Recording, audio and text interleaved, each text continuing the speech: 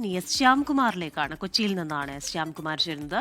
Shyam, very good morning. Keralappiravi ആശംസകൾ. സാമ്പത്തിക തട്ടിപ്പ് കേസിൽ അറസ്റ്റിലായ വ്യവസായി മുഹമ്മദ് ഷർഷാദിനെ ഇന്ന് കോടതിയിൽ ഹാജരാക്കുകയാണല്ലോ.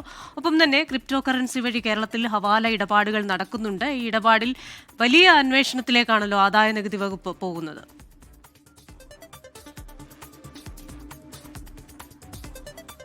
Christina, good morning. ഇന്ന് ഷർഷാദുമായി ബന്ധപ്പെട്ടുള്ള കേസിൽ ഷർഷാദിനെ ഇന്ന് കോടതിയിൽ ഹാജരാക്കും.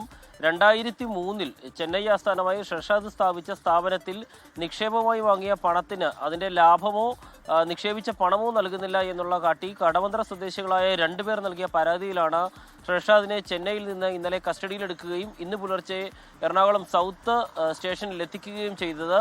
ഇവിടെ നിന്ന് ഇന്ന് കോടതിയിൽ ഹാജരാക്കും. ഈ കേസിൽ ഷർഷാദിന്റെ സ്ഥാപനത്തിലെ സഹപങ്കാളിയായ ശരവണൻ എന്നയാൾക്ക് വേണ്ടി കൂടി പോലീസ് അന്വേഷണം ആരംഭിച്ചിട്ടുണ്ട്. ഇയാളെയും അറസ്റ്റ് ചെയ്യുമെന്നുള്ളതാണ് പോലീസ് അറിയിച്ചിരിക്കുന്നത്. എന്നാൽ കേസുമായി ബന്ധപ്പെട്ട് യാതൊരു പ്രതികരണത്തിനും ഷർഷാദ് തയ്യാറായിട്ടുമില്ല. 2003 നടത്തിയ നിക്ഷേപമാണ്.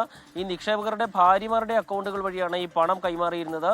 ഇതിന്റെ രേഖകൾ സഹിതമാണ് കടവന്ത്ര സ്വദേശികളായ 2 പേരും പോലീസിനെ സമീപിക്കുകയും ഒടുവിൽ ഷർഷാദിനെ അറസ്റ്റ് ചെയ്യുകയും ചെയ്തത്. നേരത്തെ തന്നെ ഷർഷാദ് രാഷ്ട്രീയ ആരോപണങ്ങൾ ഉന്നയിച്ച വാർത്തയിൽ ഇടം നേടിയ ആളാണ്.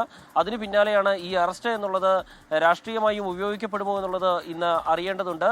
മറ്റൊരു കേസ് ഇന്നലെ മുതൽ ആരംഭിച്ച IT-യുടെ പരിശോധനയാണ്. ഈ പരിശോധനയിൽ ഏറ്റവും പ്രധാനമായി കണ്ടെത്തിയത് ക്രിപ്റ്റോ കറൻസിയുടെ ഇടപാടുകളുമായി ബന്ധപ്പെട്ടാണ്. കേരളത്തിൽ കൃത്യമായി KYC അപ്ഡേറ്റ് ചെയ്യാത്ത, സ്ഥിരമായി ഉപയോഗിക്കാത്ത അക്കൗണ്ടുകളാണ് ഇത്തരം കൈമാറ്റങ്ങൾക്ക് വിനിയോഗിച്ചത് എന്നുള്ളതാണ് കണ്ടെത്തിയിരിക്കുന്നത്.